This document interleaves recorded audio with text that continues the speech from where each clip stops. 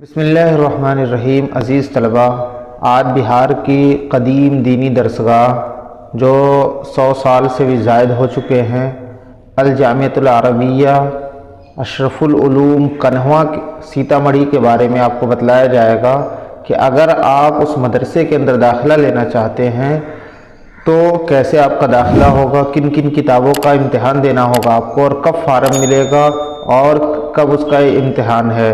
تو آج مکمل تفصیل اس مدرسے کی آپ کو بتلائی جائے گی۔ یہ بہار کا بہت ہی قدیم دینی درسگاہ ہے اور بہت معروف و مشہور ہے۔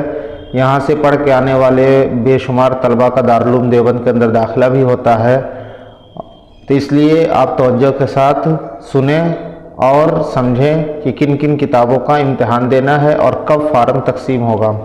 تو سب سے پہلے آپ سمجھ لیجئے کہ 10 شوال یعنی سنیچر کے دن مدرسہ کھل جائے گا۔ 11 شوال یعنی اتوار کے دن مدرسے کے اندر قدیم طلبہ کے داخلے کی تصدیق کی جائے گی کہ قدیم کون کون سے طالب علم آئے ہیں، اور جدید طلبہ کو اسی دن اجازت نامہ برائے شرکت امتحان دیا جائے گا۔ دفتر سے ان کو اجازت نامہ مل جائے گا اور اگلے دن یعنی 12 شوال کو ان کا امتحان ہوگا۔ تو آپ 11 شوال کو پہنچ جائیں اور 11 شوال یعنی اتوار کے دن شام تک آپ ہر حال میں مدرسے کے اندر پہنچ کے اجازت نامہ حاصل کر لیں، اس کے بغیر امتحان میں شریک نہیں ہونے دیا جائے گا۔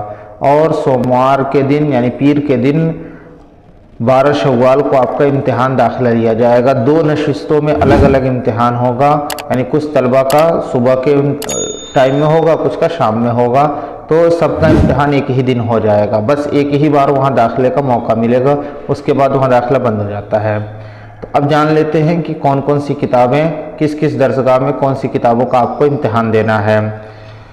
تو اگر آپ عربی ہفتم کے لیے وہاں جا رہے ہیں تو آپ کو جلالین شریف اور ہدایہ کا ربع ثانی، اسی طرح اگر آپ عربی شسم کے لیے جا رہے ہیں تو ہدایہ کا ربع اول اور نور الانوار یعنی ہدایہ کا شروع کا حصہ اور نور الانوار۔ اسی طرح اگر آپ عربی پنجم کے لیے جا رہے ہیں تو اصول الشاسی اور شرح وقایہ ثانی۔ اگر آپ عربی چہارم کے لیے جا رہے ہیں تو قدوری کافیہ یا شرح شذور الذہب اور شرح تہذیب کا امتحان ہوگا۔ اسی طرح اگر آپ عربی سوم کے لیے جا رہے ہیں تو نور الاعضاء، ہدایت النہ اور مرقات کا امتحان ہوگا۔ تو یہ تفصیل ہو گئی درجہ سوم تک۔